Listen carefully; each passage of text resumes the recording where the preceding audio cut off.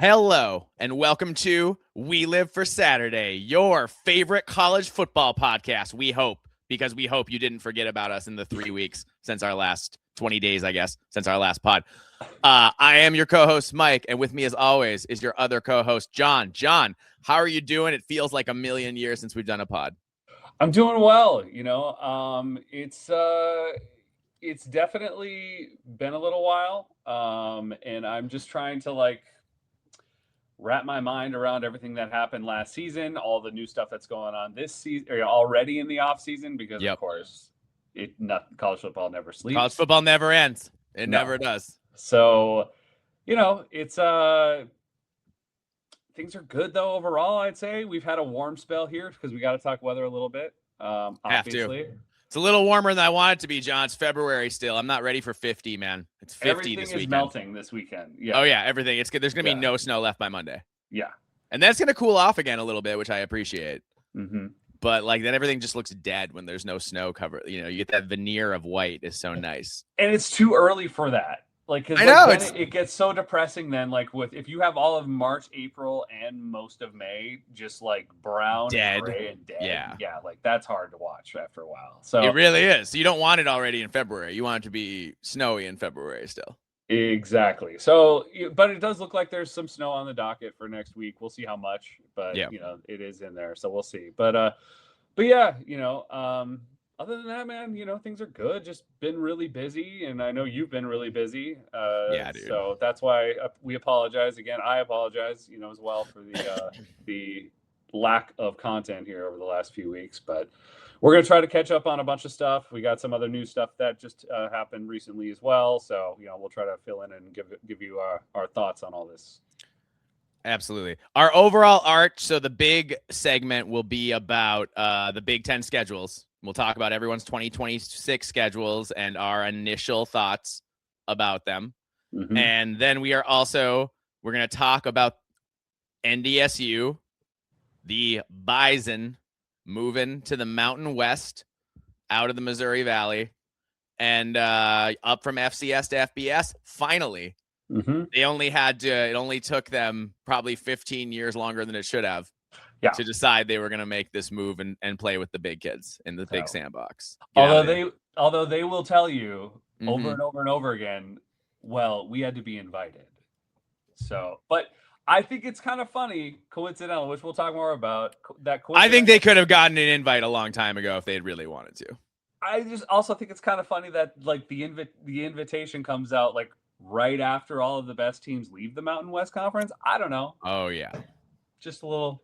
Seems timing's pretty ripe there for them, but it was convenient that no longer. Well, we'll get to it. We'll get to the NDSU talk. Yeah. I'm excited to talk about the NDSU thing too. All the podcasting community is ready to crown NDSU into the playoff. Oh, absolutely. They're ready to do it. They're ready to put them in right now. Slot them in next year. They're already there. So we'll talk about all that, and then there's been a lot of. But can we kick it off with the drama in Lincoln? Oh, yeah. Talk about another program that is definitely going to go to the college football playoff. Nebraska, man. What's going on with Nebraska in Lincoln right now is the story of the offseason, in my opinion. Yeah, it's wild. It's crazy. So what we're talking about is former Nebraska athletic director Bill Moose, who was the athletic director before the current one. I believe he got fired along with Scott Frost. So, up until, 3 years ago. So in the late 20-teens and the early 2020s, Bill Moose was the athletic director at Nebraska. And he wrote a memoir. He calls it The Crab Creek Chronicles, from the wheat fields to the ball fields and beyond. And on the cover, he's wearing all denim and he's looking off, but he's not looking at you. He's looking off in the distance, thoughtfully in all denim. I don't know, man. It's funny. It's a funny picture. Just, I don't know why. And I'm not trying to be a jerk here, but it is a hilarious picture to put on the front of your book. Yeah. I genuinely chuckled a little bit when I saw it. But that was just the beginning, man. because this thing is filled with bombshells. All right. You ready for me to give you some of these? Yeah, let's do it. Okay. And how much have you gotten into this? You've gotten into this a bit? I've gone into it a bit. I listened to I'll talk about him, but like John Kurtz, who's a Big 12 podcaster who is very, very knowledgeable about all things Big 12. Nice. And he's great. But he went into it and he was very happy. He's a Kansas State fan, so like Kansas State fan, so he doesn't like Nebraska. Oh, he grew up hating Nebraska, so this made him laugh a lot. So, all right. Yeah, go ahead. First up, quote. So this is Bill Moose's book told from his perspective. Quote, following their team after going to the Big Ten meant fans had to travel long distances, which proved to be both time-consuming and costly. This was conveyed to me on several occasions, and not just by farmers, ranchers, and small-town merchants, but also by top professionals, affluent business owners, and even a couple of members of the university's Board of Regents. Mm-hmm. Knowledge of this prompted me to implement my stealth approach to exploring possibilities by secretly testing the waters of retrying or like returning to what was still known as the Big 12, even though it consisted of just 10 members. My scheme centered around having my old friend Pat Kilkenny reach out to Bob Bowlesby, the Big 12 conference commissioner, whom I had befriended during our time together in the Pac-12. Pat, who replaced me as Oregon's AD, had also become good friends with Bob, who at that time held the same position as Stanford. Knowing that Pat would do a thorough job of gauging Bob's interest in what I believe should have been a realistic possibility, most of my energy remained focused on securing a football schedule. In my mind, not only was that important for all the aforementioned reasons, but also for the department's budget. When I learned from Pat Kilkenny that Bob Bowlesby showed an interest in the prospect of Nebraska returning to the Big 12, I seized the opportunity to get together with him. Bob was extremely positive about the possibility of Nebraska's returning to the conference. He even thought a full television share could be possible upon joining. When he said having another school coming with us would be ideal, I mentioned that Colorado, which had left the Pac-12 10 years earlier, might be someone to consider. Quote, this is Bob quoting Bob. It would be like getting the old band back together. Close quote. Mm-hmm. John, Nebraska wanted out of the Big Ten, and they wanted out bad. And it's funny to me because they claim that they feel so good and so confident and whatever, but like deep down, they were literally trying to get out of this conference. Mm-hmm. And you know what? I think, and this is here's my hot take on this. He's right. Bill Moose is right, and he was right. And here's why. Because the core of Nebraska's title teams, when they were a juggernaut, or even after that, when they were still, a top, post 90s, in the early 2000s, when they were still a force, they got most of their best players came from Oklahoma and Texas. And they were in the Big 12 with Texas and Oklahoma and Texas Tech and at the time, I guess no, A&M was gone by then, but like, with a bunch of, TCU, with Oklahoma State, with a bunch of Texas and Oklahoma schools. So if you went and played for Nebraska and you were a kid from Texas or Oklahoma, you were going to play in your home state 3 times a year, probably. Yeah.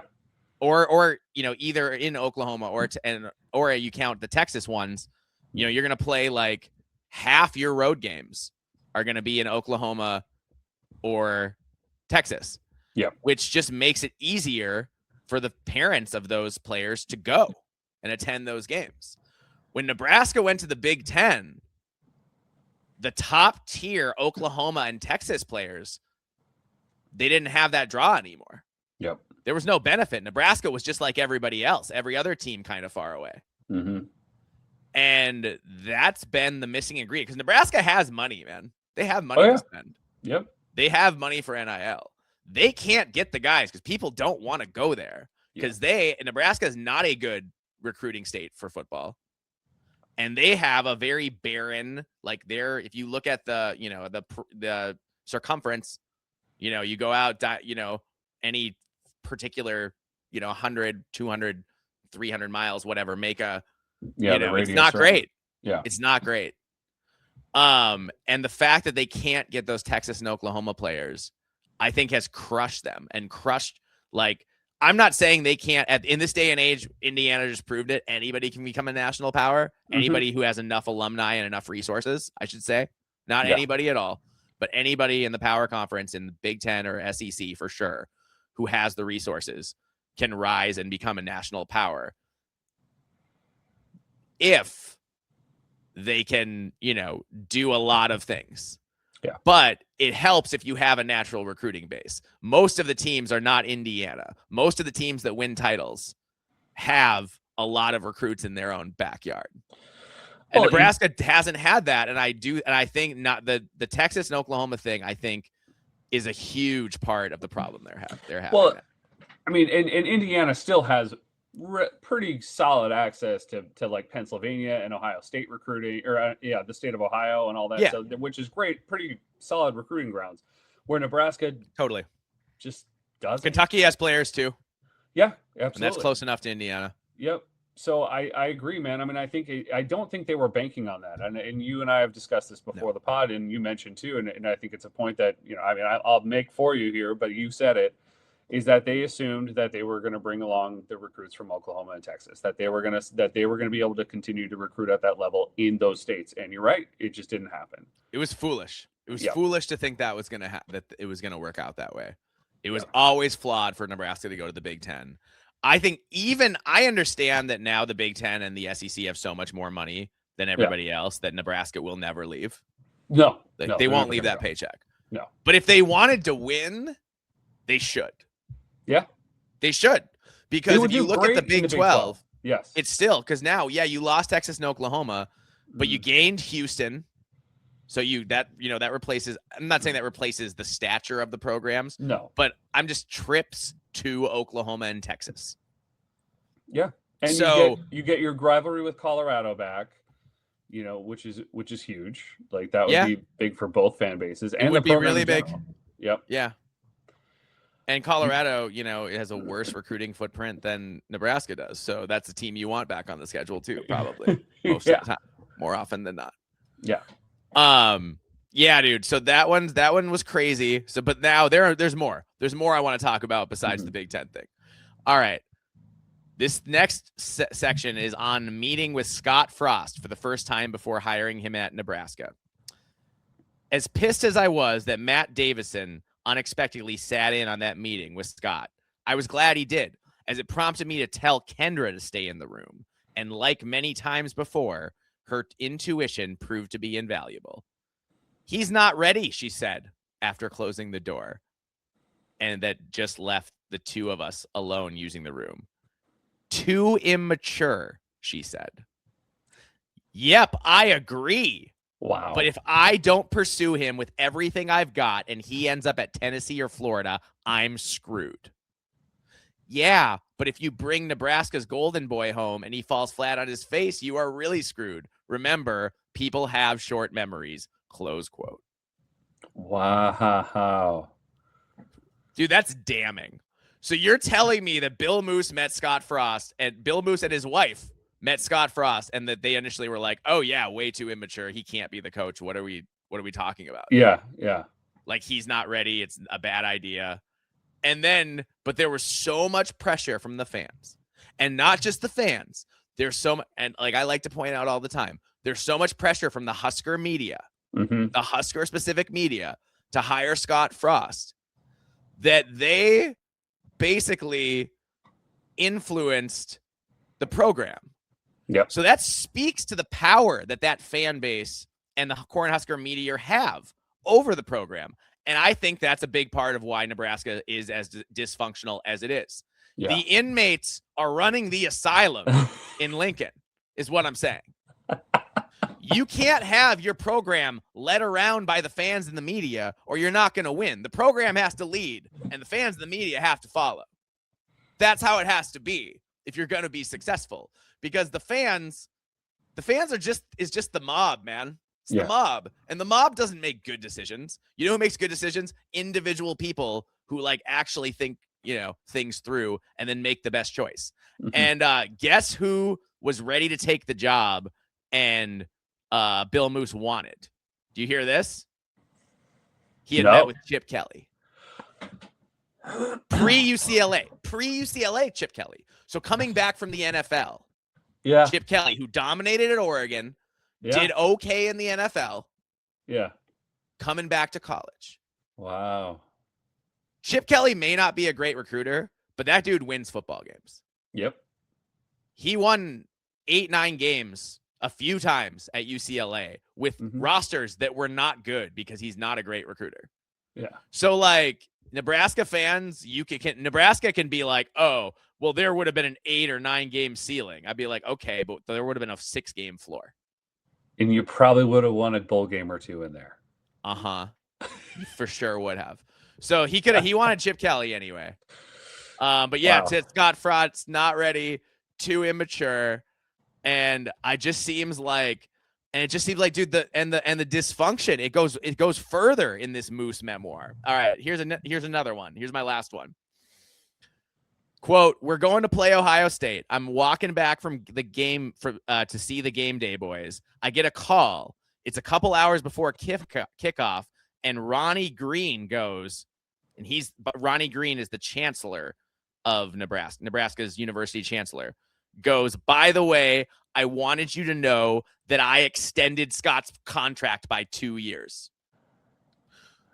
Without input from the athletic director, who would not have supported the decision." This is Bill Moose quoting himself. "He reverted the contract to its original 7-year term, guaranteeing the coach an additional $10 million in compensation. Nebraska lost 48-7 that day and went on to lose 5 of its next 7 games, finishing the 2019 season with a 5-7 record. It would be the school's best record during the Scott Frost era." Close quote. So Bill Moose didn't want to extend Scott Frost. Bill Moose was ready to fire Scott Frost and move on. He saw the writing on the wall. He was ready to get rid of him and try to save his own job and get a real coach, real ball coach, somebody who knew how to coach ball, somebody who wasn't a functioning party animal, as Scott Frost was reportedly, somebody who wasn't shacking up with 19-year-old servers maybe, and was more, and like watched more game film and spent less time golfing with his buddies. Yep. I'm sorry, people see you. You have to there's like a thing you have to sign in when you go golfing. People know when you're golfing too much, guys. Oh yeah. Scott Frost, Hugh Freeze, guys like that. People know when you're Richard Pitino, when he was at Minnesota. People know when you're golfing too much. Yeah. It's a thing.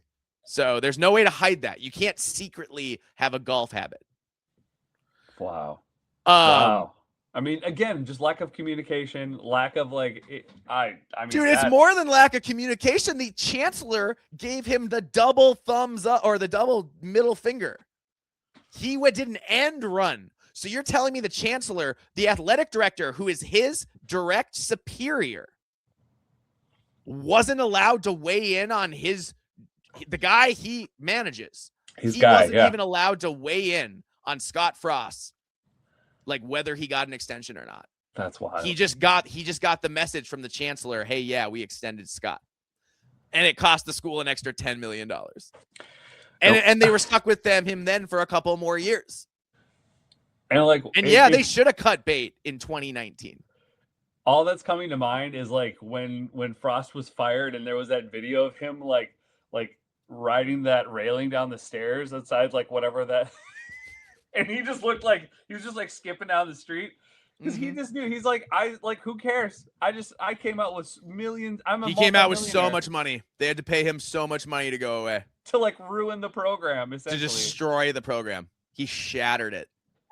Matt Rule came and was like, oh my God, I thought this was a football program when he got it. Like, in some ways I sympathize with Matt Rule. Oh yeah. Because like, I don't think people understand how bad it was. Like by the time Scott Frost was done. Yeah. Like Mike Riley wasn't a great coach, but he was still like going to all his recruiting meetings. Yeah.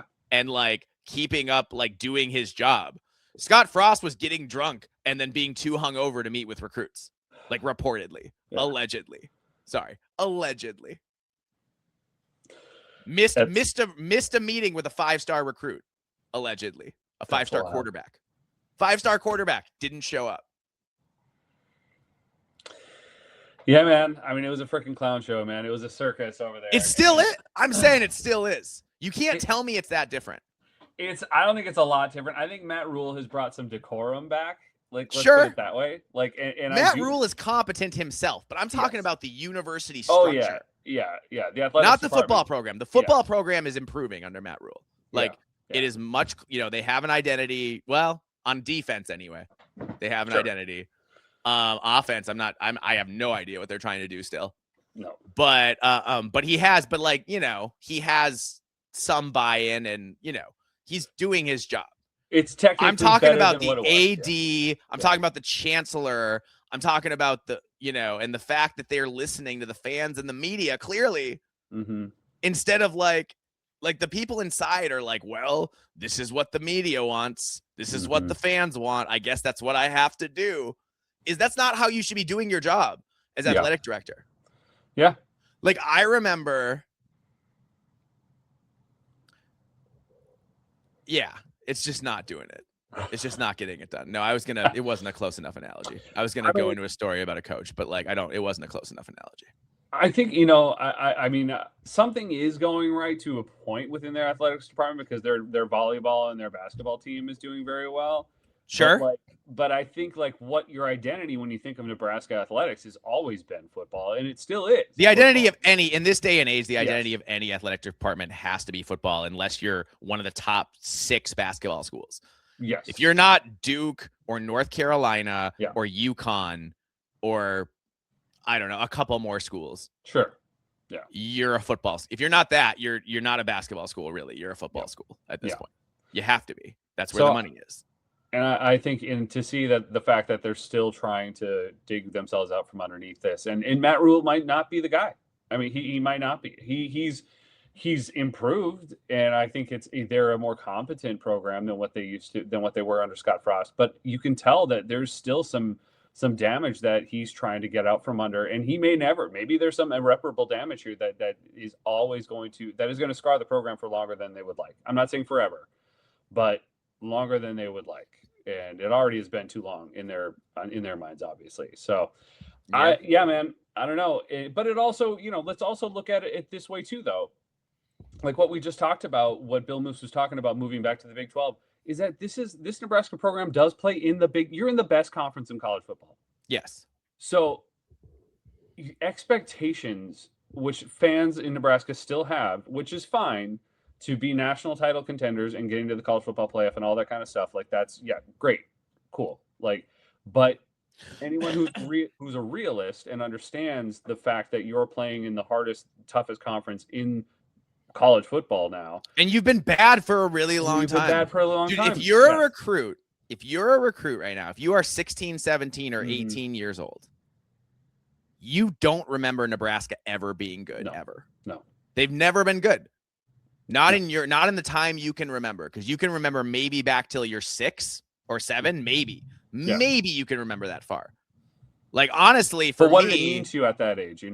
What does it mean to you at that age? Again, for a lot of kids, they're not paying as close attention until they're like 10 or 12. Yeah. So like in that, like it's gonna be a harder sell at Nebraska than you think it should be. And that means you have to stack like like any other school. It's not going to be on your on your brand. It's going to be, can you put together 2 or 3 or 4 seasons in a row where you win 8 or more games? And show that you are improving and that you're consistently good and that you beat the teams that you are more, that you beat most of the teams that you're more talented than. And you can punch above your weight here and there. Like that's what people want to see. Yeah. But every year it's like, is Nebraska going to win the Big Ten? Okay, I can tell you they're not. Yeah. They're not this year. Yeah. Nebraska's not. The 2026 Nebraska Cornhuskers are not going to win the Big Ten. They're not going to do it. They could be a lot better. Yeah. They could be in the playoff discussion if things go, if a lot of things go right. Yeah. But they're not going to win the league. They're not going 11-1 or 12-0. It's not happening. And I think any discussion about Nebraska this year should start there with what's not going to happen, so we can be realistic about what would be good if it did happen. Absolutely. And let's, again, we've been making this point for years now. Is how about instead of going from like, all right, we're a dumpster fire to, okay, this year we're going to be national title contenders. Let's go with we're a dumpster fire. How about we become competent again and work with that? And then after that happens, then we'll take me and stop acting as if you're superior to all the teams that beat you every year. Yes. You're not better than Iowa or Minnesota. They beat you all the time. So, so maybe have respect for those programs, and maybe like the thing is, I was going to say, normally I would say it doesn't matter what fans think, but with Nebraska, it kind of does. They have that much influence. So maybe if the fans start taking like the team, their Big Ten foes more seriously, maybe the Husker media and the players will follow suit. Yeah. Cause they don't. Because the media does not, because they think the fans don't want them to. Yep. And so then you get, idiots like Adam Carricker, who is like got to be one of the dumbest guys on YouTube. I know he played for the Huskers, but I mean, he is like a meathead among meatheads. Yeah. And he's up there being like, I remember after the Minnesota and the Iowa games, he got up there and was like, well, Nebraska's clearly the more talented team. I was like, what are you talking about? What games did you watch? What was the combined score of Iowa and Minnesota against Nebraska? Yeah. Did Nebraska clear 15? Because they only managed 6 against Minnesota. And I know Iowa blew them out badly. I know I can't remember what the score was, but I remember that it was bad. Yeah. So anyway, that's the Nebraska stuff. I do think it's crazy. I do think the media, I do think it's kind of up to the fans and the media. Like if they're ever they need to stop or they need to finally hire an athletic director with a set of stones. Yeah. That doesn't mean he has to be a man. Could be a woman. Absolutely. But somebody who's willing to say, hey, you know what? The fans are actually probably mostly reactionary, and so's the media. And we're going to just work on getting good and like being not idiots about it. And we're not going to talk about winning everything in the world until we're in a position to do it. Yeah. Or close or on the path or it's on the horizon even. Because like, these pronouncements they make all the time, like they're going to be, and it's funny because like they will punch above their weight. Nebraska gave Michigan a real game last year. Yeah. Yes, they did. Like they'll do it. So you can show they can do it. They have enough players. They can get yoked up and play. But why can't they do it every Saturday like everybody else does? Yeah. Why is it like coming like why are they so inconsistent and have been so inconsistent for a long period of time? Yep. And I think it comes back to the media and the fans and the fact that the university is apparently led around by them. If Bill Moose, and I don't think Bill Moose has any incentive to lie here. No, he doesn't. No, I agree. You know what I mean? Agree. And like I haven't heard anyone come out and say he's lying. Like nobody, like if this was a false accusation, then somebody from the university, like an assistant athletic director, would have come out and been like, "You're wrong. Yeah. That's not what happened." Nobody's done that. Yeah. Nobody has said that, which means that this probably all happened. Yeah. And that's crazy. Yeah. It's embarrassing. You thought our AD or like our situation is dysfunctional. My God, Nebraska. Yeah. Like, but it makes sense why it's so hard for them to win. Well, because everything's being pulled at in different directions all the time. Well, and it's just so funny how, so many Husker fans love to point fingers at other programs or other, athletics departments for this reason or another. And they just don't want to look internally what's going on inside their own home. And it's time you do. And stop worrying about everybody else and worry about what's going on in your home, in your house. And once you fix that, all right, cool. Like then by all means, if you prove it on the field or wherever, like that you can talk smack to other programs and other teams, then go for it. But until then, I don't know, man. I don't think you got much of a leg to stand on. So, and they're banking the 2026 season on Anthony Calandria. Yeah. I mean, I don't know about that, but he's very physically talented. He is. but I don't know about what's going on in between. You know what I'm saying? I don't know And what's going on up top. Well, and that seems to happen a lot here at Nebraska. I mean, I feel the same way about Dylan Raiola. So, Yeah. We'll see. But dude, Calandria, I mean, that guy will turn the ball over. Oh, yeah. Like, yeah. Anyway, whatever. So that's we probably done enough on Nebraska for now. Yes. Well, that was, it's definitely worthwhile talking about. There's a lot of stuff there it is a big story. It's the bombshell of the offseason to me so far. I agree. The fact that Bill Moose straight up wanted to leave the Big Ten and not hire Scott Frost. Yeah. And I think both those decisions would have been the correct ones, but he didn't do it because he felt pressured. He felt too much pressure internally to not do that. Well, and I don't know if the Big Ten would have let him, but still, it's the fact that it was being explored in a very serious manner is pretty wild. Oh, it's crazy. Yeah. So, yeah, that was 4 years ago, man. Yeah, not long ago. It was not long, 4 or 5 years ago. Like it was not that long ago that this was happening. Yeah. So it just, the Nebraska had about a decade in the Big Ten and said, you know what, this isn't for us. But now they can't get out. They're stuck here forever. Yep. Oh man, it's kind of beautiful, really. Yeah. It's I think of all my football coaches growing up. Okay, last thing I'll say about Nebraska. My high school football coaches growing up, and my junior high football coaches were all Nebraska fans in Fargo. And I remember saying, and I started feeling really chesty in 2003 when I thought we were heading straight to the Rose Bowl, and we did win 10 games. Yes. Didn't quite make the Rose Bowl because of the Michigan debacle. But when we were, undefeated, highly ranked, I started to feel real chesty. And also I was playing well in the field, so I felt like I could cock off to them more. It wasn't like I was having bad games where I was afraid of getting benched. I was like, oh, they need me. I can talk a little bit. Yeah. And I was like, why do you guys always jock Nebraska? They're terrible. They've been terrible. You got Minnesota right here doing things. And they were like, oh, with the infrastructure they have and the buy-in, they'll be back any year now. And man, if I ever see those guys again, and I won't, but if I ever see one of my football coaches back again, I'm going to be like, hey, remember when you told me in 2003 that you thought Nebraska was going to be back anytime now? How'd that work out? How'd that go? Yeah. Still waiting. All right. For another. Okay. Now from one former juggernaut to another.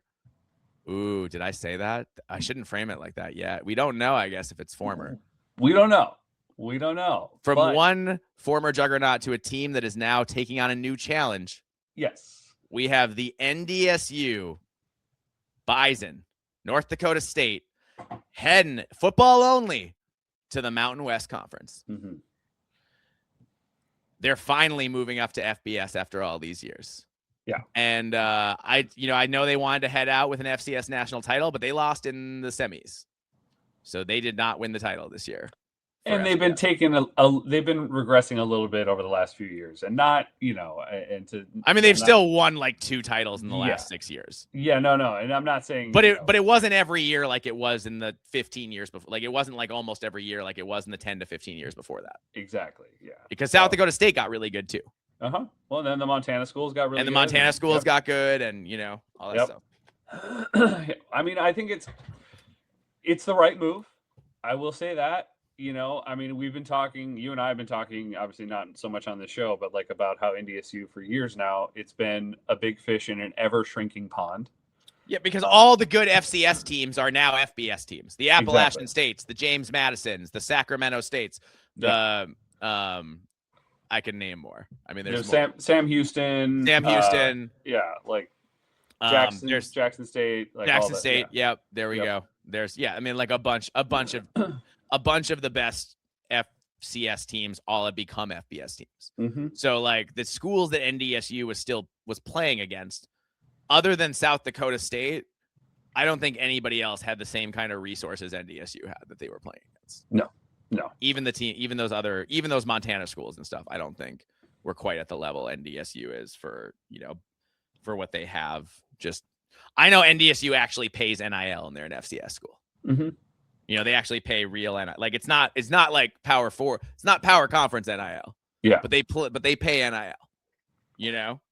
Well, I think, and look, and you got to give them credit for what they did and how much they accomplished and dominated that league. But again, like all Yeah. in context, like we said, is that it was just like, every year it seemed like that one of their biggest challenges of a program just decided to leave. And so we're no longer, not to say they weren't necessarily even on their schedule. It was that they weren't even going to face them in the playoffs, whatever. So it was just, it's been a lot easier road continuously. But they're making this jump to the Mountain West Conference. Like we said already, it does seem a little convenient. I know, I get it. Bison fans, if there are any listening, you have to get invited, right? Sure. Okay, but let's say for the record that out of the 6 best schools in the Mountain West, 5 of them are no longer in the Mountain West because they are now in the new Pac-12. So Exactly. that includes Boise State, a playoff contender already, a playoff team already. Colorado State, Fresno State, who's always nasty. San Diego State, who's always fast. Utah State, who's almost always really, who always is good, punches above their weight. Utah's a weirdly deep team or weirdly deep state for high school football talent. Yeah.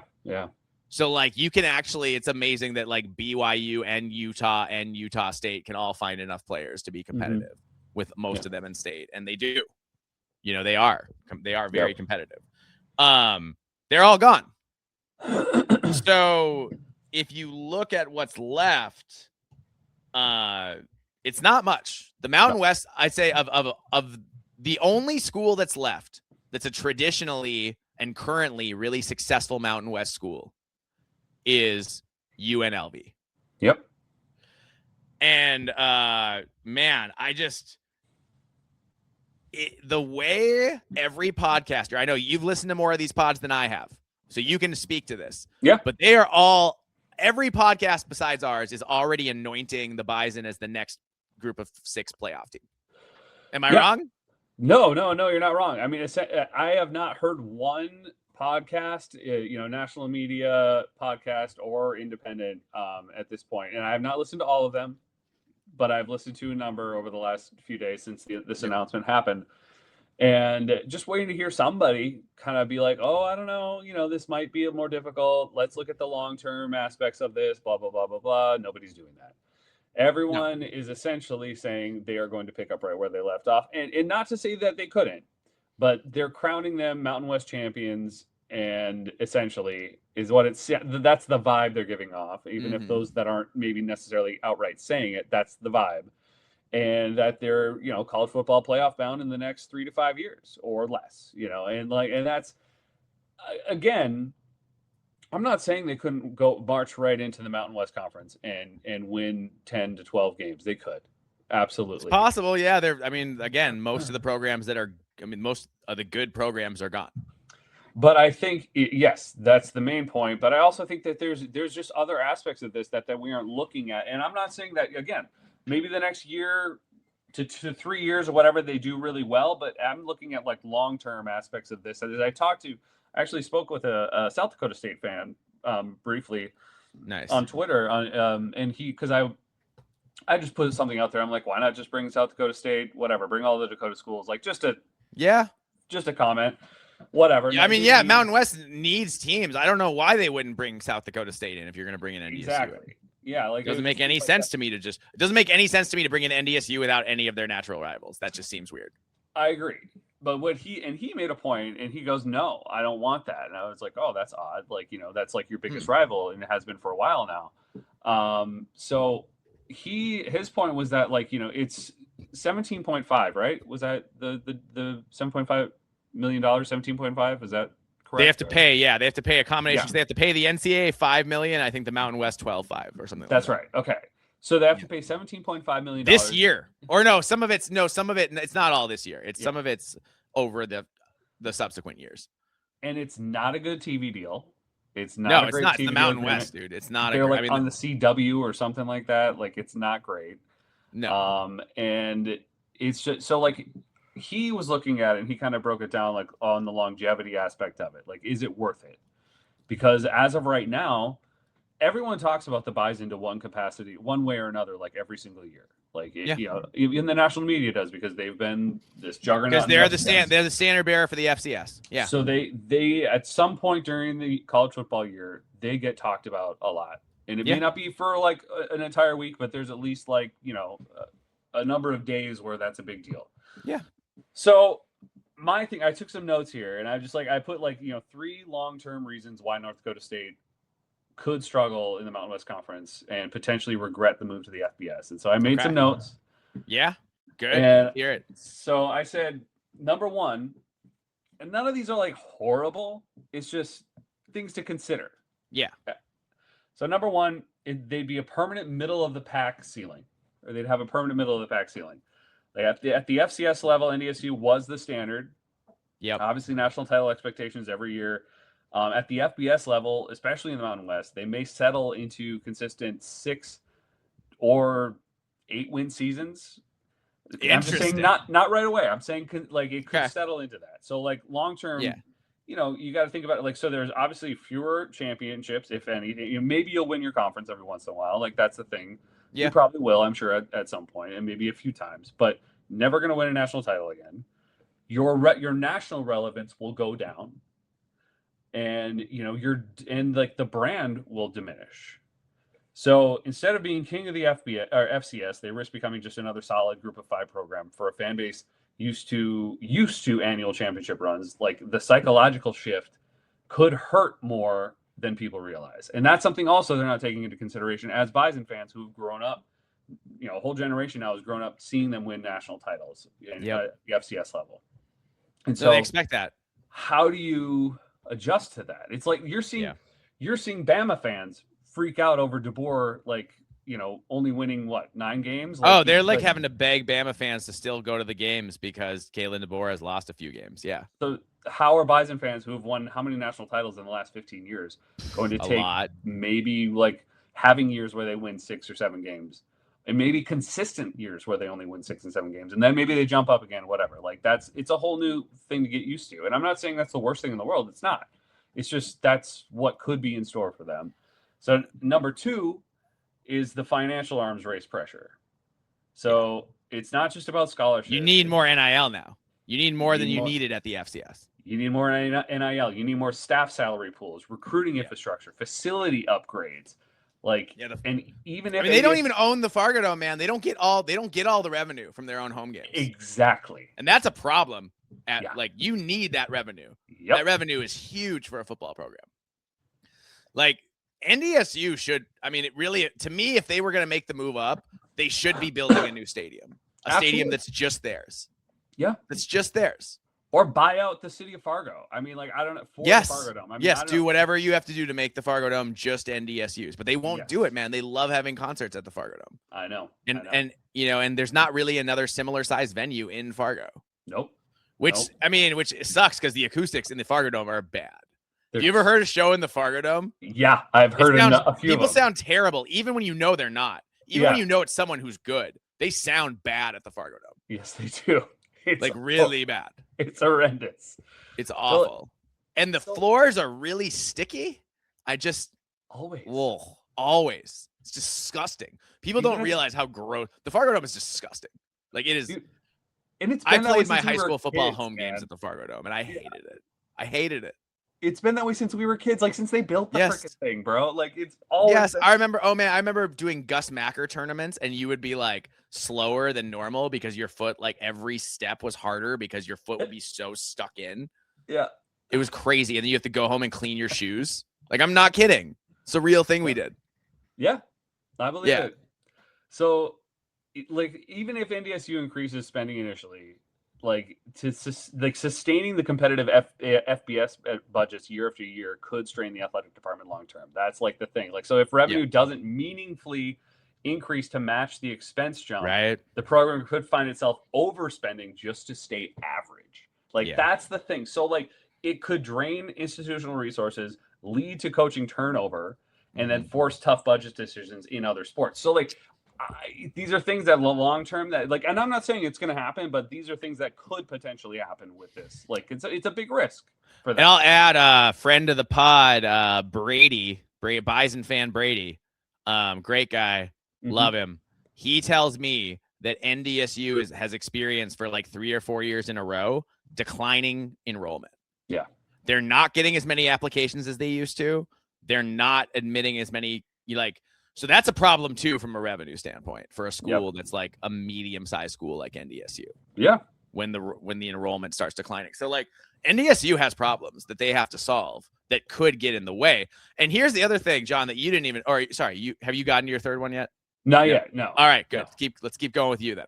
So, and the last one here is, and I'll just finish out everything, and if you don't, then we'll go on. But like, it's the loss of identity and competitive edge. Like, part of what made NDSU special was their regional recruiting dominance, physical development culture, chip on the shoulder mentality.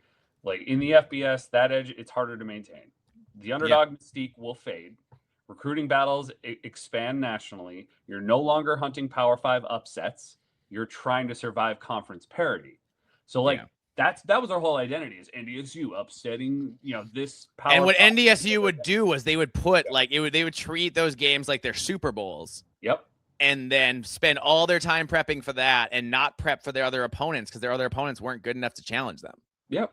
So like whereas the Power Conference school would be playing a vanilla game plan because they're trying to get to their tough opponents without showing their cards. So NDSU had an advantage. Now that they're a Power Conference team, or not a Power Conference team. No, they're not a Power Conference team. But now that they're an FBS team, teams will feel like they have to play harder against them and show more stuff schematically.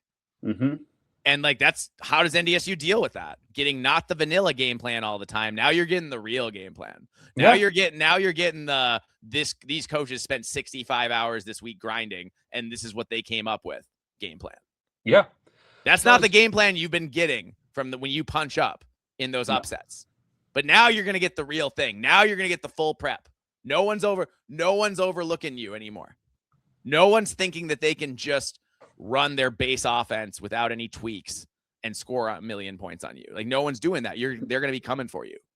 Well, they're trading they're trading certainty for uncertainty. Like, to me, like, the bottom line, like, the biggest long-term risk isn't failure, it's mediocrity. That's what I think is coming for them. Well, because mediocrity would be failure for that. Because again, then your fans. When I was a kid, man, when we were kids, UND, North Dakota, was the football brand. Yeah, Jim Kleinsasser, bro. Yeah, they were putting more guys in the NFL. Yep. They were winning more. They won the Nickel Trophy, I think, 11 out of 13 years. Yep. Like, NDSU, when they moved up to FCS, left their foes behind, and they never really caught up. Mm-hmm. Well, now NDSU is kind of like the dog that caught the car. Okay, you're here now. You got it here. Are you ready? Are you ready for 12 tough physical games? Yeah. Because that's different too. That's not something they're, that they have going on. And I don't know, man. It's going to be really interesting to see. They don't play anybody tough this year out of conference, which is annoying. Yeah. So they're going to get, and I think they only have 8 conference games. So, they're going to be 4-0 because they're not going to lose at UIW, which I'm not even totally sure what that stands for. ETSU at Central Arkansas and Austin P. Like, they're not losing any of those games. No. But then they get into Mountain West play. And here's the 2 things I'm going to say. One, wait, you said your third one, right? I'm done. Yep. Okay. You've broke it down great. Here's what I want to add to it. Sure. You could go here. They changed the rule. Here, I'll start with. They changed the rule about which group of 6 team makes the playoff. They say now it's the highest ranked group of 6 team. Before, it was the highest ranked conference champion. Mm-hmm. That's different. That's different. Yep. Because the American Conference is so much better than the Mountain West. Mm-hmm. And the new Pac-12 with Oregon State and Wazoo and Boise State and Fresno and San Diego State and Colorado State and Utah State, like, along with those 2 Pac-12 teams, is so much better than what the Mountain West is. Their media deals are better. Yep. So you could theoretically go 12-1. Or no, sorry, go 12-0. 13-0 with the conference title, I guess, in the Mountain West. And a team that's like 11-2 could be ranked higher than you because they played a way tougher schedule. Yep. Could be ranked, and so they could be 11-2 and win their conference, or be 12-1 and have lost in the conference championship game or something. Yep.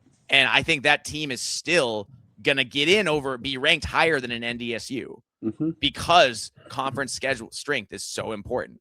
And you look at this fall, NDSU doesn't have it. Nope. They don't have the out of conference games to justify being put up. So I think NDSU could go 13-0, and I'm not convinced they make the playoff. Yeah. I think there's a really good chance they get left out, because again, people are going to look back and say the only tough game you played was UNLV. That's it. That's the only tough game. And you know what? You don't think Dan Mullen is living off of this? You don't think Dan Mullen, fresh off, did he win or get second in the Mountain West last year? I think did they win or get runner up? Gosh, one of the two. I don't remember. You don't think with him, with everything he brings back, with everything he's recruited there, with what he's done in a couple years, building that program, with some of the power conference transfers they have on their roster, who are power conference measurable guys that Dan Mullen has coached up to play ball. You don't think it offends him that everyone is writing NDSU right in the playoff? You don't think that pisses them off? Yeah. If I was Dan Mullen, I would have podcasts about NDSU and how good they are, playing in like clips from podcasts, playing in the weight room. There's playing in the weight room right now. Yeah. And Dan Mullen's a savvy coach, man. Yeah. Say what you want. His guys play hard for him. Yeah, they do. So I don't know that you're the best. Is NDSU the most talented team in the Mountain West even? I don't think they are. I think UNLV is. Yeah, I think New Mexico has a leg up over them too. New Mexico's very good also, and Jason Eck is a fantastic coach. Yep. Yes. So NDSU could lose a couple games. Yeah, but I mean, gosh, what would you say? Colorado State might even have a leg up over them. I think no, not Colorado State. Not Colorado State. Fresno State though. No. Fresno State has more talent than it. But that's in the Mountain West. Gosh, who was I thinking? Who are all let me remind myself all the Mountain West teams. Shoot, there was somebody else I was just thinking about, but I'm anyway. Not a big deal. Well, Northern Illinois is in there now too. They're a decent program. I don't know. They might be as talented as ND. They might be about as talented as NDSU. Could be. Yeah, Nevada probably not. Hawaii Air Force probably not. Well, Hawaii could have a good team this year. Hawaii, yeah. And especially if you have to go play them on the island. Yeah. But you don't want to do that. UNLV and New Mexico, I think, have a leg up over NDSU as of right now. So yeah. But anyway, this is they haven't figured out, I think, when it is, but they play Air Force, Hawaii, Nevada, New Mexico, North Dakota State, Northern Illinois, San Jose State, UNLV, UTEP, and Wyoming. Okay. I mean, I see losable games. Yeah. New Mexico is a losable game. Northern Illinois is a losable game. UNLV will be favored. Yep. Dude, Wyoming might be a losable game. Yeah. Wyoming's they can be, in the right year, they can be tough. Yep, absolutely. Is Jay Sawvell still there, or did he get fired? I'm not sure. Yeah. I'm not sure. Whatever. Doesn't matter. Anyway, well, the point is Wyoming is a relatively solid program. Yes. They were under Craig Pohl. And there's no reason to think that they won't be somewhat competitive as well. So there are some easy wins on this schedule. I don't think Air Force can hang with, NDSU. Yeah. But if they do, I'm going to laugh. If they do, it's going to be funny. But I don't think so, because they have weight limits and stuff at the service academies. Yeah. So you should be able to beat that if you're a legit FBS team. I don't know, man. I don't think it's the slam dunk. Everyone's acting like this is a slam dunk. They're going to be like James Madison or Tulane and be in the playoff, or, James Madison be in the playoff in 2 years. Yep. James Madison also was constructed by Kurt Signetti. Boom. And has Kurt Signetti's fingerprints and former coaches all over it. Yep. I'm not hating on NDSU's coaching staff. What is it? Polasek? Is their head coach? I don't know. To be honest, I don't know. I'm not sure. Now I have to at least check that. But NDSU football. But like, yeah, Tim Polasek. Yeah, head football coach at North Dakota State. I'm not saying he's a bad coach. No, but like, he's in it's a different thing now. It's a different thing now, and you're gonna play teams that have more resources than you do, like UNLV. Yep. I don't know, man. I think it's gonna be the Bison. I will say, if the fans wanted more excitement, they're gonna be in a lot more close games now. Yeah. A lot more close games. Fans won't walk out at halftime, just because they're bored of being up by 4 or 5 scores, Exactly. All right. Any other NDSU thoughts before we move on to the schedule? Nope, that's it. I think we can do it. We can move on. All right. Let's talk about this Big Ten football schedule. And here we go. So I thought we could kind of just go right down the line and talk a little bit about each Big Ten team schedule and how we see that, and just anything that jumps out at you. So the first thing that jumps out at me, John, is that it's not a double bye year this year. It's a 13-week season, not a 14-week season.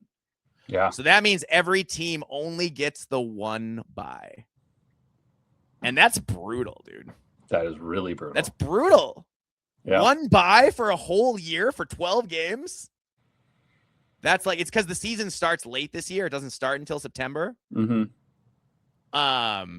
So it's just a single bye year. It's just the way the calendar lines up when Labor Day is. It's a really late Labor Day this year. Yeah, that's gonna be weird. I hate that right away. That right away is gonna hurt teams with less depth. I mean, I like it for Minnesota, and there's a few other teams where it kind of are the buys land, like because Minnesota got the bye in week 7, which is exactly when you want it, halfway through your schedule. And there's a lot of teams where I guess it's kind of in the middle. The one that got absolutely screwed is Northwestern. Dude, Northwestern, a week 2 bye and then 11 straight games. That's insane. That's awful. 11 weeks in a row. That shouldn't even be legal, man. No. Like, there should be a rule against that. You should never have to play more than 8 games in a row. No. Ever. Under any insane. Circumstances without a bye, in my opinion. Yeah, so we got to remember to give Northwestern some grace throughout the season, because that's absolutely insane. Well, also look at Northwestern's schedule, dude. Yeah. That's hard. It's brutal. We'll get to it, but it's a brutal schedule. We'll see how much of that team is actually, taking the field by the time November comes. That's a really good point. Ooh. But I think it's going to happen with only one bye and not 2 byes. It's going to be, you're going to see more guys miss more games. Yep. You just are. And that sucks. I hate that. Yep. Same. So to me, you should always have the double bye, but I get it, because when Labor Day lands as it does this year, there's just kind of nothing you can do about it. Yeah. Yeah. Yeah. All right. Should we talk about the Illinois Fighting Illini? Let's do it. All right. So the Illini start off hosting UAB. Then they have Duke, also a home game. Then Southern Illinois. Then they go to Ohio State, host Purdue, to Sparty, Oregon at Maryland, then Nebraska at UCLA, Iowa, Northwestern, both at home to end the year. Northwestern's an away game, but yeah. Really? Is that what? I mean, I'm on the Big10.org. Okay, then I'm sure you're right. But then ESPN is wrong, and I hate you. I mean, maybe you're right. I don't know. I'm on the Big Ten. I'm looking at that right now too, because that's what I had pulled up. But I had the official Big10.org article. Yeah, you're right. I got it on the Illinois site. It's at Northwestern. Okay. Oh, that's annoying. That's annoying that was wrong on ESPN. ESPN, man, they really hate the Big Ten. They really do. They're not even trying anymore. Just not even trying anymore. No. So it's a well-placed bye. Yep. Yes, it is. You get it right before you play a really good, Oregon team. Mm-hmm. You get Duke at home, which I like. But it's tough that your first 4 home games include at Ohio State and versus Oregon. Yeah. You also, though, get Purdue and at Sparty.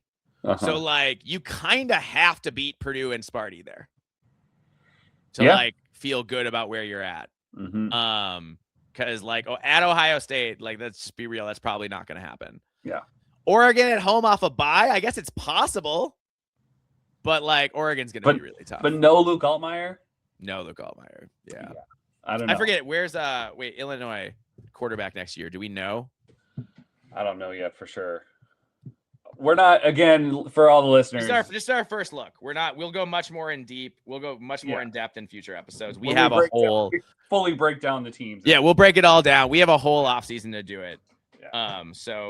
So please don't hold that against us too much. Some initial thoughts. Yeah. But like, no Luke Altmaier, which hurts. You're starting over. You're starting over there. I think Caden Fagan's coming back. I think they're what was his Valentine?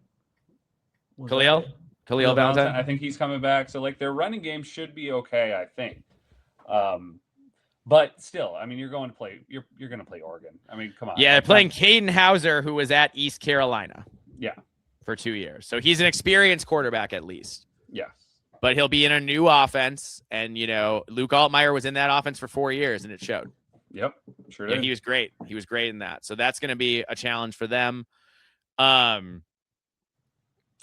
do like the way the season ends. I mean, to be honest, again, super early though. You got Maryland, Nebraska, UCLA, all winnable games, possibly. Yep. And then Iowa, obviously going to be tough because they're just Iowa. And Northwestern, winnable for So very winnable. So the after Oregon, it kind of eases up a little bit other than the Iowa game, I think. That's my prediction as of way too early. Yeah, I mean, theoretically, they could be favored in every game except for Oregon, Ohio State, and Iowa. Yes. They could theoretically be favored in the rest of those games. So they do line up pretty well. Yeah. Depending on how good Caden Hauser is, obviously. Yep. And whether Bielema can reload on defense and, all that kind of stuff. Yep. Cool. God, ESPN, that's so annoying to me that they did that and we're just wrong about it. Let's talk about the national champs. Oh, yeah. The Indiana Hoosiers. Hoosiers. Okay, Indiana, here's what I'm going to say. It was cute playing the bad out of conference schedule when you were plucky and rebuilding, but you are literally the returning national champions. And versus North Texas, Howard, and Western Kentucky is not good enough. Yeah. It's not a good enough schedule. It just is not. It is not what we need from you. Like in and out of conference, you have to play at least one power conference game. Like going forward, just so you know, that's an expectation. Yes. Once again, like I'm struck by, so we got in conference, Northwestern at Rutgers, at Nebraska, Ohio State, at Michigan, versus Minnesota, versus USC, at Washington, versus Purdue. Mm-hmm. So they get USC at home, which I think is big, because I think that's a swing game. They do have to go to Michigan, and they have to play Ohio State, but there's no Oregon. There's no Penn State. Oh, John's buffering a little bit. It's all right. He'll be back in a second. This is a doable schedule, I think, for Indiana. Obviously, it matters, who they get at quarterback. Indiana, the bye week is kind of late, I will say. It's a week 10 bye, so you do have to play 9 games before you get a bye. So those last couple games, Ohio State, Michigan, and Minnesota, you just wonder, will Indiana be kind of banged up at that point in the season, coming off so many games in a row. So, John, I was saying that no, that's okay. It happens. I was saying that it's a really bad bye setup for Indiana because if you look at, they have to play 9 games without a bye, which is a lot. And those last 3 games are Ohio State, at Michigan, Minnesota. Yeah. So those are 3 good teams, good to great teams. Yep. And you have to play them with no bye, and with them, but with those teams coming off like pretty recent buys. Mm-hmm. You know, Minnesota, I think, has a bye and then one game before Indiana. So they should, you know, so they have some benefit. And yeah, you know, Michigan has their bye also a couple weeks before they play Indiana. Yeah, I mean, So look, it just doesn't. Indiana's gonna be like, I think Indiana's could be. It's a really manageable schedule, but at the same time, I do think that those 3 games in particular, Ohio State, at Michigan, and Minnesota, where are they going to be at physically at that point? Well, fortunately for them, I mean, they could have 6 wins right off the bat by that point. You know? Oh yeah, and they should have. They should be 6-0. Yeah, they should be 6-0. And then it's just really, then it's a grind to finish out the season. I mean, it's, you know, obviously Ohio State, Michigan, Minnesota, USC, Washington, that's probably going to be good. You know, so I guess, yeah, I mean, we'll see where they're at physically. You know, I think barring obviously any injuries, they should be in pretty good shape. I want to say like, oh yeah, I don't know, like maybe they go 8-4, maybe they go 9-3, but I'm not going to do that again. I can't after they won the national title. I can't predict them to go 8-4. I can't with Curt Cignetti at the head coach to say that they're going to lose any games. I mean, no. Do I think it's likely? Yes, that they lose a game or 2, maybe 3. Do I think it's likely they lose? You know, they maybe get to 10 wins instead of 12 or whatever. Sure, but I can't definitively say that that's going to happen. I would also be totally unsurprised if they went 12-0 again. I can't do it. I can't bet against Curt Cignetti ever again, and I won't. I mean, yeah, I don't think they're going to go 12-0 again, but like, who knows? Josh Hoover might be the second coming of Fernando Mendoza, and then all bets are off. We thought the same thing last year. They're going to have Nick Marsh now. Oh my God. Going to have Nick Marsh at wide receiver. Yeah. Which embarrassment of riches. Yeah. Ridiculous. Yep.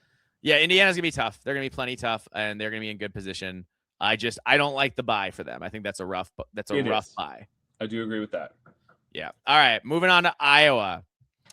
The Hawkeyes, man, I just realized that they have a bye before they play us, and that just makes me angry. Yeah. Just right off the bat, that upsets me. Iowa starts Northern Illinois and then Iowa State. Man, is anyone happier that Matt Campbell left Iowa State than Kirk Ferentz and the Hawkeye fans? Oh, yeah. How happy are they that Matt Campbell has been such a thorn in their side, has beaten them so many times, cost them great seasons because he beat them early in the year and lowered the ceiling of what they could accomplish, like last year. Yeah. Last year, if Iowa wins that game against Iowa State, then all they would have had to do is swing either Oregon or USC to make the playoff. Mm-hmm. So, like, yeah. It's been a big problem for them, and I bet you they are happy to see somebody else in town coaching the Cyclones. Yeah, I mean, unfortunately for Iowa, they have Ohio State on the schedule. I mean, Michigan, I expect to be better, but dude, they start. I mean, look at how tough the schedule is though for Iowa to start. They start at Michigan, Ohio State, at Washington, at Minnesota. Yeah. Okay, that's a tough first 4 games. Mm-hmm. Now, then after that, Wisconsin, Northwestern, Purdue, Illinois, Nebraska. Then they could get really hot. Yeah. But like, dude, here's the thing. If Iowa beats Michigan or Ohio State, the hype is going to be out of control because of that schedule. Yep. Because of the schedule, the way it goes down the pike. Yep. And it could be, it makes me nervous, man. Seeing Iowa with this, like, it's like, because it's tough to play Iowa early in the year because they're always like very fundamentally sound. And like, if you make mistakes, they aren't necessarily going to make those same mistakes. Mm-mm. No, they don't generally. No, I think Iowa again. And Michigan has a new coach. You know, I can't bet against Kirk Ferentz either. I think bare minimum they're going to win 8 games. In my bare opinion. Minimum, but like I see 9+. If I'm right now, if I'm being honest with myself, I think Iowa's gonna. You know, I think Iowa could start out 0-2 or 1-3 in the Big Ten and end up 9-3. Yep, I can see it. I could see them just rattling, getting hot, and like getting the right teams, and depending on how good Illinois is, not having anyone who can really hang. Yeah. to play down the stretch after the bye. Yep. That's right. And I hate to say that's like I'm including us. I am too. At least the game's at home. At least the game's at home. We play them tougher at home usually. Yeah. I don't know. Well, I mean, kind of, I guess. I don't know. Yeah. I don't know, man. But yes. Yeah. At least Iowa has. At least they don't have Mark Gronowski back. It's true. It's gonna be a new quarterback in Iowa City as well. But we felt that way about no Caleb Johnson, and I know, man. We really thought without Caleb Johnson they were gonna take a step back. We really did, and they did not. No, they did not. No, they didn't. No. So I'm sure someone else is gonna show up and be amazing and humiliate teams. I just hope it's not us. But there we go. Yeah. So. Yeah, it looks like there's an actual quarterback battle in Iowa City with sophomore Jeremy Hecklinski and junior Hank Brown. Oh, okay. I do like this. I like this for us. We saw Hank Brown play a little bit last year, and I don't remember. Right. It wasn't like anything crazy impressive, but he wasn't like trying. He wasn't doing much though either. No, they weren't giving him much to do, so it's not really on him. Yeah. But, it's Kirk Ferentz. I'm sure the quarterback will do just enough. Yeah. Do just enough to make them tough. Yep. And they'll have somebody at tight end jump out who we don't expect to be just a superstar. Mm-hmm. And they'll have a wide receiver who's only good against us and not against anybody else. Yep. That's generally how it goes. That's what it feels like. When we play them. Yep. It's like all of a sudden they'll have some white wide receiver have a big day, and I'm just like, who even is that? Not really. We know this rosters pretty well, but you know what I'm saying? Like someone you don't expect. Yeah. Yeah. But But maybe this is the year, man. Maybe this is the year we break a curse. Why not? Why not us? Why not now? But yeah, Iowa, man. Iowa's gonna be tough. They're gonna be real tough. Yeah. I don't see any way around it. No. They always are. Around them being just nasty. All right. Next up, we have the Maryland Terrapins. Maryland also plays Howard. Man, Howard's getting beat up by the Big Ten.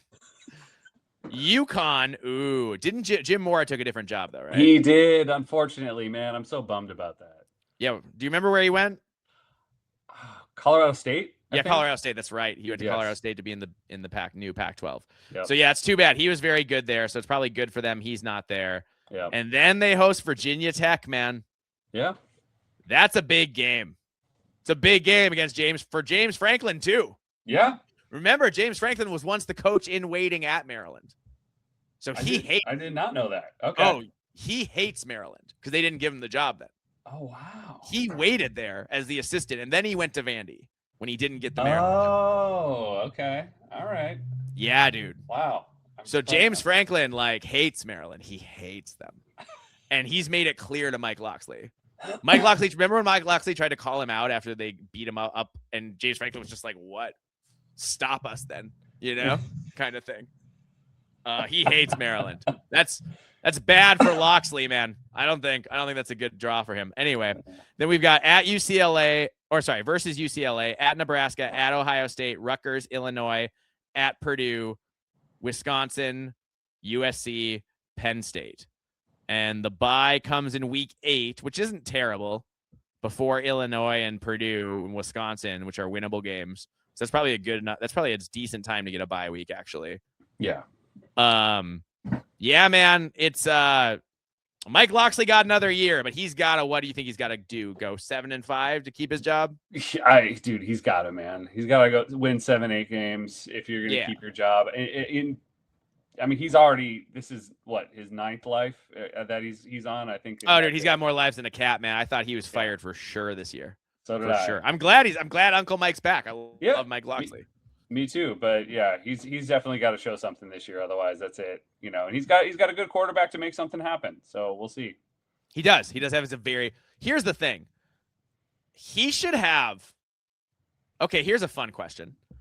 How many games will Maryland not have the better quarterback this year? I'm going to say it's just Ohio State, USC and Penn State. Maybe I think Malik Washington might be better than everybody else on that, like everybody else they play against all year. Yeah. I mean, and he could be better than Penn State. He could be better than Rocco Becht. He could show to be. I don't know. We'll see. Yeah, totally. I mean, I'm not saying Rocco Becht is bad. This is not a shot at him. I don't know, man. Rocco Becht is really good. I think he's really good. But if Malik Washington takes that next step, like a Jaden Mayaba type of step, I mean, no, I'm not saying that good, but something like that, like, I mean, he could end up being better. He could, especially Mike Locksley always has receivers. If he could just block for him a little bit, they can just block a little bit. Yeah. You know, that's the question always with Maryland. Can they block you? Yep. Can they block you? Can they stop the run? If they can, they're dangerous. Absolutely. Yeah. Well, awesome. he's gotta show something. Yeah, he for sure.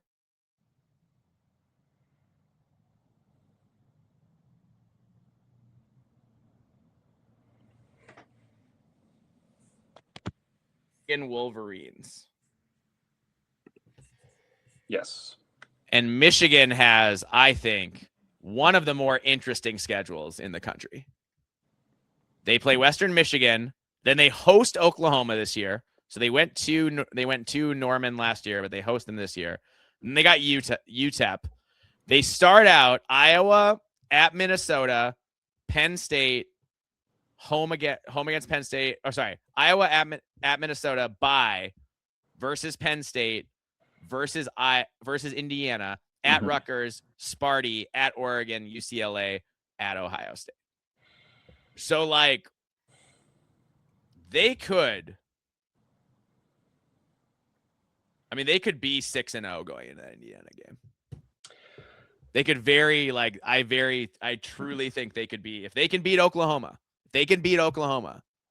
like they should be more talented than those other teams. You know, it doesn't necessarily mean anything, but now they have Kyle Whittingham also. Well, and that's like a real coach. I was just gonna say, like, if this was a brand new coach and it wasn't Kyle Whittingham, I'd be like, I don't know, it's man. Kyle Whittingham, and he brought guys with him. That's what I was gonna say. I was like, if then I would say, I don't know, maybe he only has won 2 games at this point, you know. But no, because it's Kyle Whittingham, he could be. I mean, that could be a monster game. Michigan, Indiana. Yeah, could be an absolute like must see TV kind of thing. Yeah. That could define like how the playoff and Big Ten race goes down the stretch. I'm excited about it. Yeah, for sure. Dude, Michigan with Kyle Whittingham just feels like they're going to be nasty. The fit is just too good, dude. It really is. I do like that they play Iowa right before they have to come play us. Yes. Because I think Iowa's good at making you show what you're bad at. Yep. You know what I mean? Like they Iowa is like whatever your weakness is on offense, Iowa's gonna they're gonna needle it all for 4 quarters. Yep. Yep. So I think, you know, maybe that helps with the game planning a little bit, and it's a home game. Yeah. You know, but like, yeah, dude, it's intense.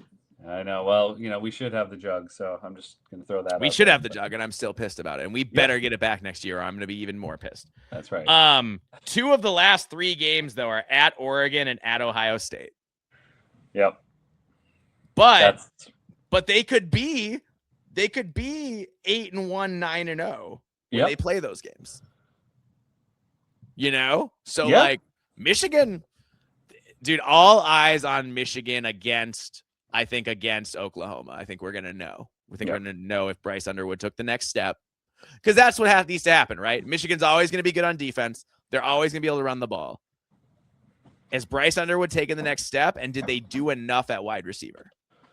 I mean, to be honest, that's really even at this point, I do think Bryce Underwood will get it. He'll get better. I don't know how much of a step he'll take forward, how big of a step, but like, I think he will. But who's helping him out? Because Michigan has not been doing anything, not been doing him or any quarterback any favors for the last number of years. So, if they can do that, if they can even get one, you know, elite wide receiver, and then like everybody else can just kind of do just enough, like they could be super. They could dangerous. They could be a playoff team, a Big Ten title contender, the whole thing. Yep. Yeah, dude. Absolutely. What if Kyle Whittingham comes out and just wins a Big Ten title in year 1? I could see it. It kills me to say it, but I can see it. I can too. I'm not predicting it, but I could see it. It's not by any means out of the realm of possibility. No, it's not. So that's if you haven't already tuned out, Sparty fans, now we're going to talk about your schedule. if you weren't horrified enough about us praising Michigan like that. Yeah. All right, we got Toledo, which is Toledo, man. They're real. Well, remember when they beat Mississippi State a couple years ago? I do, but first off, I just want to. Did we mention that? Obviously, everybody knows, but like this is Pat Fitzgerald led Michigan State Spartans. I'm sorry. Yes, your Pat Fitzgerald led Michigan State Spartans. Yeah, back in the Big Ten, baby. Here we go. Yeah. Yeah, it's wild. So Toledo, Eastern Michigan, at Notre Dame. Ooh. Battle for the megaphone trophy. Home game against Nebraska, at Wisconsin, Illinois, Northwestern, at UCLA, bye, at Michigan, Washington, Oregon, at Rutgers. Yeah. I don't know, man. I don't know how that's going to go. I don't know how that's going to go, man. And they got a late bye, which I don't like. And they got decimated in the portal. Like a lot of guys left. They got taken in the portal. Yeah. Like the fact that they couldn't, the fact that Pat Fitzgerald couldn't talk Nick Marsh into staying is brutal. Yep. It's brutal for them because he's a special player. He's a special player. I don't like the Notre Dame game, man. I don't think that's going to go great.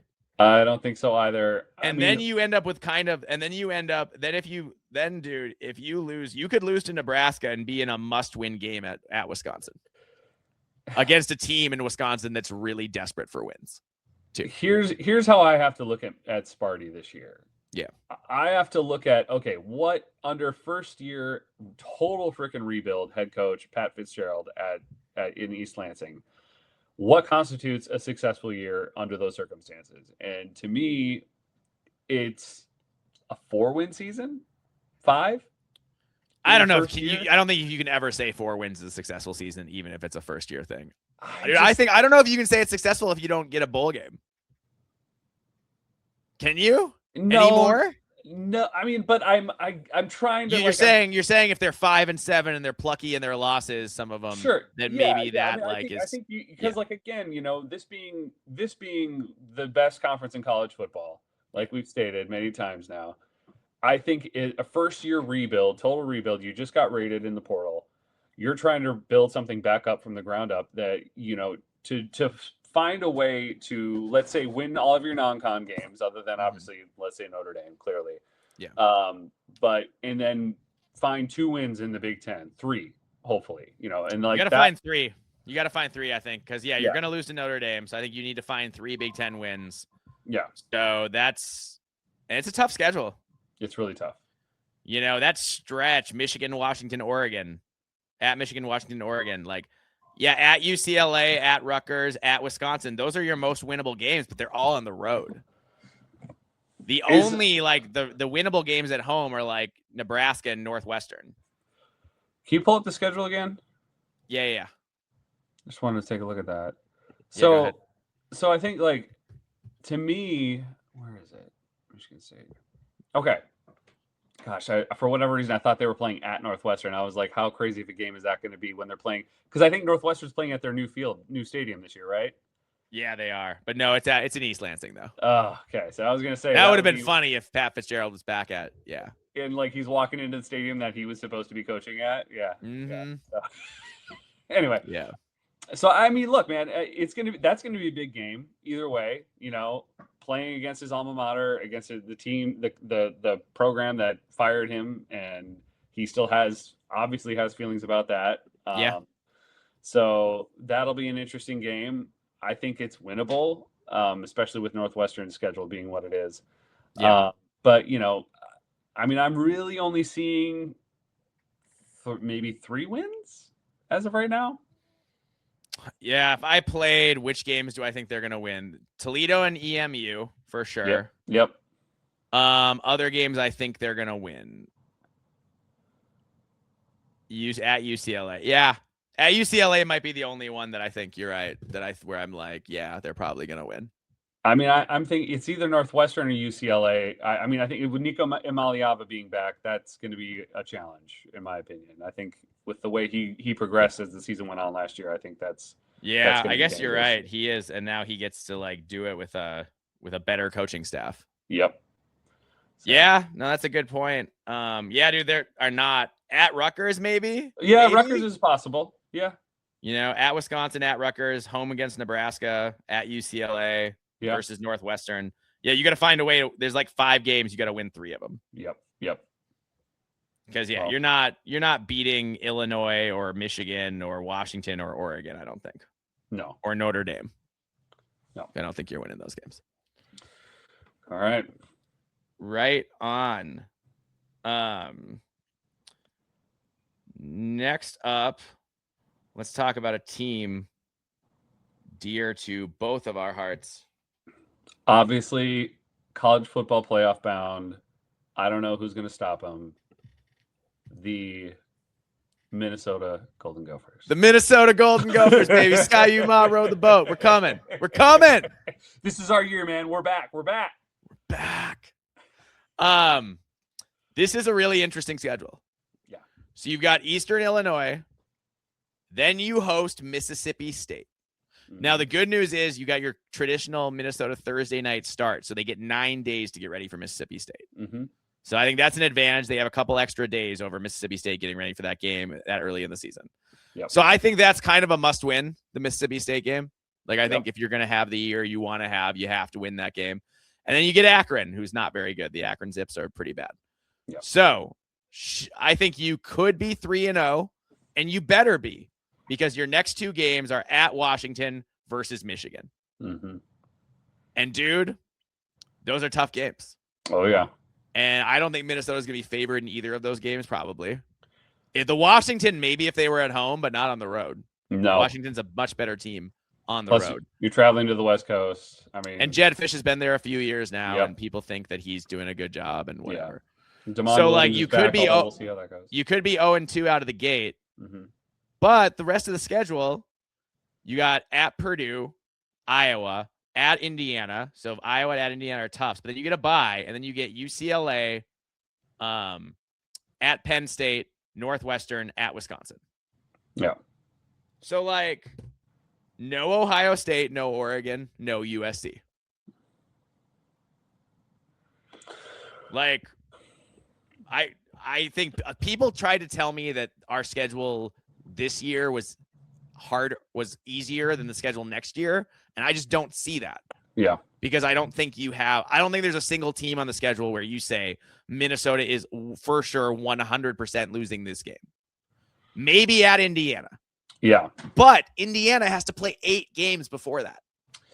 Yes. So, like, I feel like if there was 1 week Minnesota was going to have a chance in Bloomington, it's playing Indiana after 8 straight games, including 2 against Ohio State and Michigan right before we play them. And, and Minnesota gets a bye a couple weeks before that to sort of put things together. So anyway, yeah, I think that sets up well, but I think you have to either beat Washington or Iowa. You have to either beat Washington or Iowa to have a year that you want to have, or Michigan, I guess. Yeah. Yeah. One of those 3 games. Yeah. I guess I think, and Michigan is at home. Yeah. So yeah, I think Washington, Iowa, Michigan. You should win at Purdue. Yep. You should be able to win at UCLA. I think you should beat Northwestern. I think you should win at Wisconsin. I think you should win at Penn State. Honestly, at Penn State, yeah, Minnesota should have a very good chance there. I'm not saying it's a great chance, but I think in my opinion, as of right now, I think Minnesota could be this year's Penn State, anyways. But yeah, dude. I think Minnesota is going to have a really good defensive line. Yep. Led the Big Ten in sacks this year. Should be even better. Plus, should be better against the run next year, I think. Yep. With what they brought in.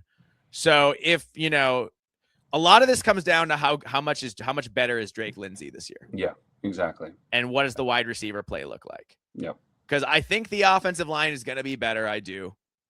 I think that the defensive line is going to be fantastic. Yeah. And the secondary, I think they did a pretty good job in the portal. And at linebacker, we're really good. I mean, I personally think our defense is going to be better than last year. Significantly better, like across the board. I think so too. As a full unit, I think it's going to be outstanding. Yeah, I do. There were some guys who underperformed and were banged up this year and things like that, which I don't. I think they're set up with better prospects, with guys better guys in position to play. You know, and again, Minnesota has a lot of cohesion. It's the second year under Danny Collins, and it'll be the third year under offensive coordinator Greg Harbaugh. Yeah. Yep. So, and I think now I think it's prove it time both for Collins and Harbaugh. I think you have the pieces you need. I like that the new wide receiver coach is really emphasizing speed on the recruiting trail. We've needed that for years. Yeah, we have really since Rashad Bateman left. We have lacked at speed at wide receiver for sure. Yeah. I think this could be 7-5. I think they could go 9-3. You know? Yeah. Like maybe if things break right, if they beat Mississippi State and Washington, let's say they do that, then I think you can contend in the playoff. Possibly. Yeah. Because you're going to have all that momentum. Maybe you beat Michigan. And then even if you lose to Iowa and Indiana, you could still end up, 10-2. Yeah. Potentially, if you can pull the upset at Penn State. So I'm not predicting 9-3 or 10-2, but I do think PJ is kind of getting due for another big season. He's been due. Yeah. I think he's due. He hasn't, his last 9-win season was 2022. Yeah. So I think he's due to have another kind of breakthrough, win 9+ games kind of year. I think Drake Lindsey's in a good position. I think if, Greg Harbaugh believes Drake Lindsey will be one of the best quarterbacks in the Big Ten next year. And he believes they have the wide receivers for that to happen.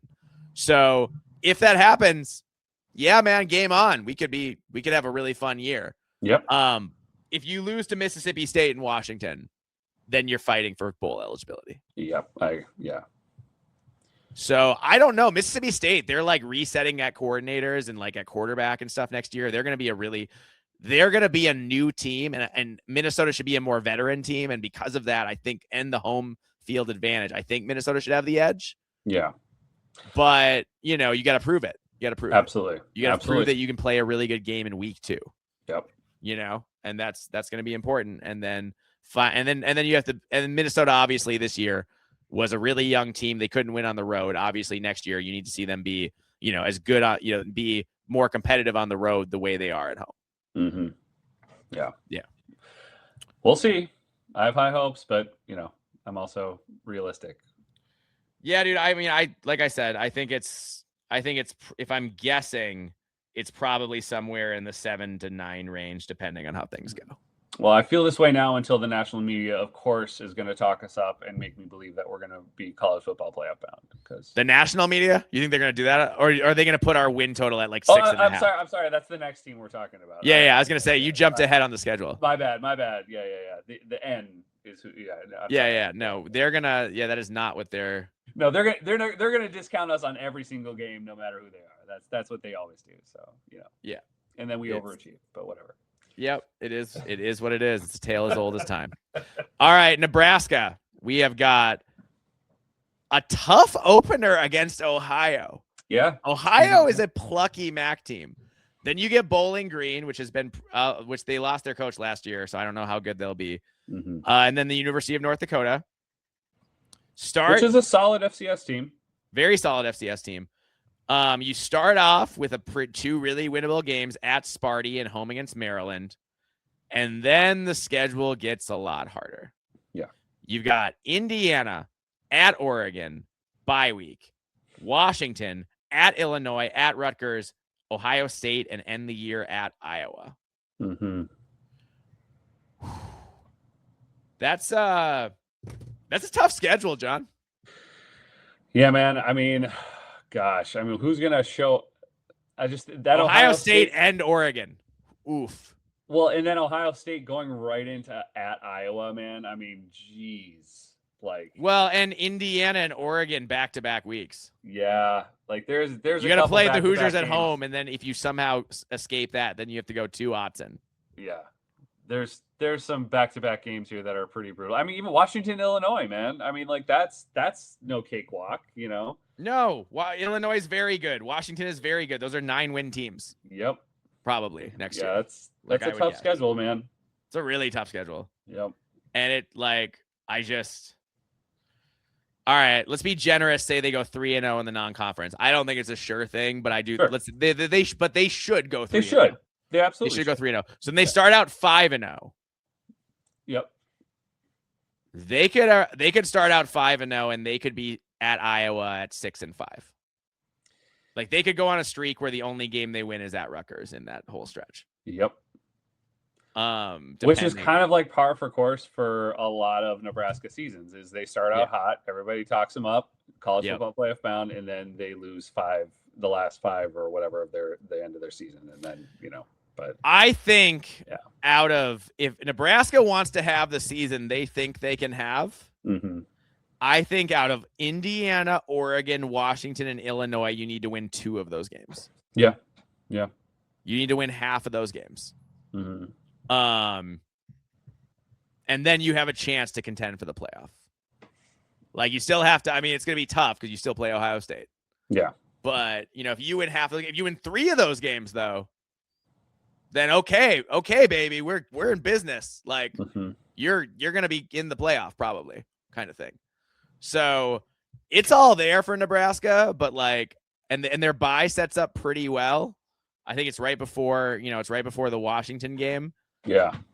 Which before Washington, Illinois, Rutgers, which is a really good winnable stretch of games. Yeah. So I don't believe in Anthony Calandria, man. I think he makes a lot of mental errors. But Dana Holgerson, is he a good enough coach to get the best out of him? I mean, I think Holgerson showed some signs here and there of some improvement, but not enough to convince me yet. So, yeah, man, we're going to have to see. I think it's going to be another wait and see if Nebraska is actually really good or not this year, as it is every year. And I don't know, maybe it happens, but I'm not going to hold my breath at this point. I think they could have a solid season, but I'm not, saying college football playoff bound at all. Yeah, no, me either. All right. Next up, we have the Northwestern Wildcats.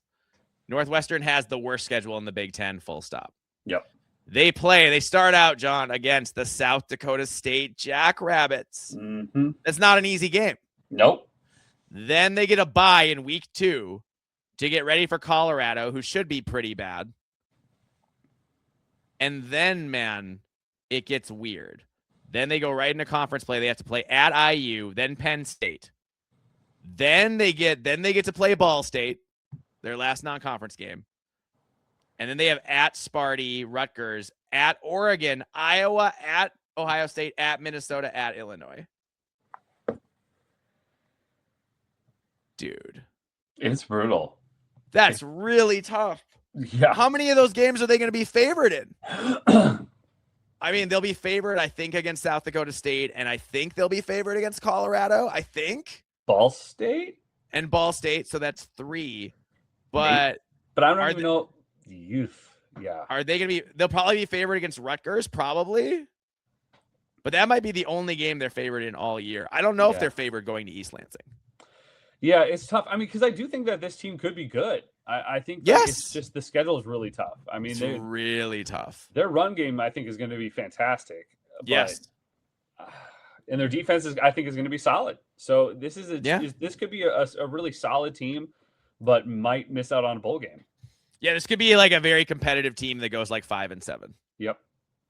And they're in a lot of games, but can't necessarily close. Yep.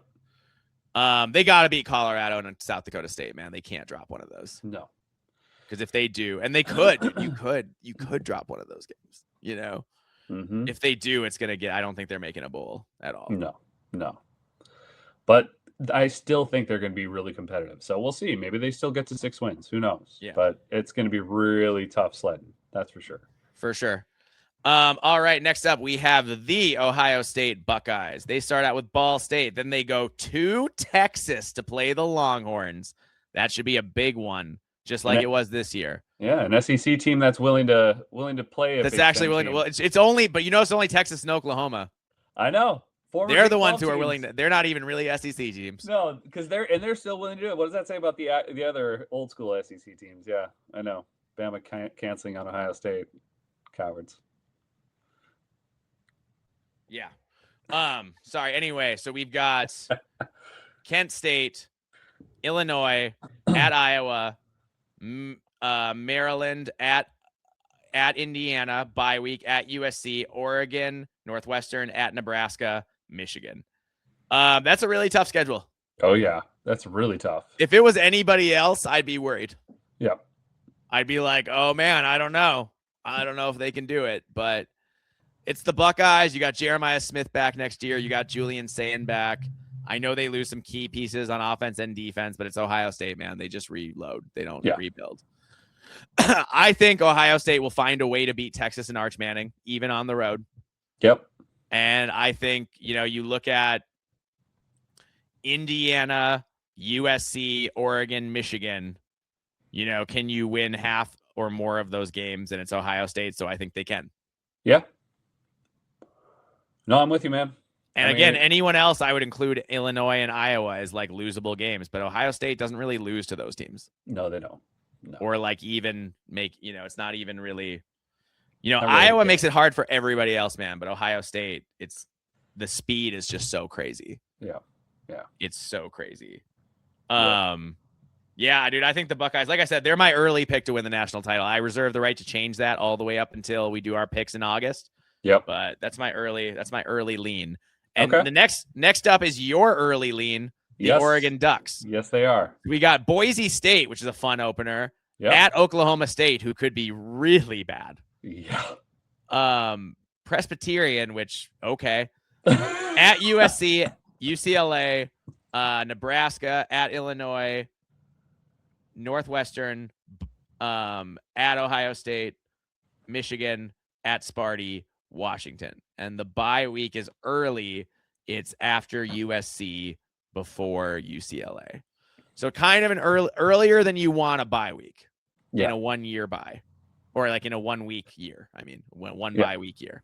So I say that's the biggest thing against Oregon. I love that USC game so early. Yeah. That's going to be must-see TV for sure. Yeah, I think that's fun. I like that move for sure. And then it's kind of backloaded, Mm-hmm. Like Oregon could, if Oregon can get by USC, they could be undefeated as late as that Ohio State game. Yeah, they could be 8-0 heading into Ohio State. And then you got Ohio State, Michigan, Sparty, Washington. Like, dude, Oregon, I hate to say it because, well, you know why. All the Gopher fans know why. I hate to say it, but I think Oregon is going to be a national title contender once again next season. Yes, they will. Yeah, I agree. And I'm just, again, man, I mean, I'm just on the Dan Lanning train, and I think it's just a matter of time. It's not if Oregon's going to win a national title at this point. It's when. That's what it is. John, should we save the rest of these for the next pod? Because this is going to be a super long. The next pod? Why not? Yeah. Yeah, I think let's do that. We'll finish it out. We'll do a pod a week from in the next week. And we will finish out the schedule talk, and we'll go on. We'll talk about other stuff too. Yeah. So, next week we'll hit on Penn State, Purdue, Rutgers, UCLA, USC, Washington, and Wisconsin. Yes. So look forward to that. And obviously some other topics I'm sure will come up at that point in time. And other than that, we appreciate it. And you want to find us, you can find us on YouTube, which is We Live for Saturday, Spotify, Apple Podcasts, and Podcast Addict. You can find us on Twitter at We Live for B1GSat, Mike at Alibaba26, me, John, at Norwegian Gopher. And you can email us, We Live for Saturday, b1g@gmail.com. And please like, follow, subscribe, tweet, retweet, all that good stuff. Awesome. Thanks so much for listening. If you are still here, an hour and 45 minutes into an off-season, long winter college football podcast, I love you more than I can express. You are my favorite person or people, whoever's doing it. My heart goes out to you. Thank you. Share the pod, and we will see you all in not 3 weeks this time. We'll see you all next week. All right. Have a good one, and we'll finish talking Big Ten schedules and more next week. And everybody have a great weekend.